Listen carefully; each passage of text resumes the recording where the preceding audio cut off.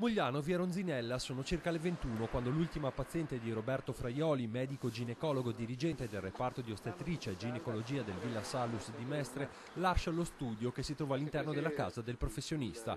L'antivigilia di Natale di terrore per lui e la moglie è solo all'inizio. Suona il campanello, il medico pensa si tratti della paziente da poco uscita che ha dimenticato qualcosa. Fanno invece irruzione in due, vestiti di nero, incappucciati, che si avventano con veemenza su Fraioli. Mi hanno buttato a terra, minacciato con un tagliente, probabilmente un coltello o un taglierino, non sono riuscito a vedere bene perché mi hanno subito messo giù e legato le mani dietro la schiena con le fascette, quelle dell'elettricista praticamente.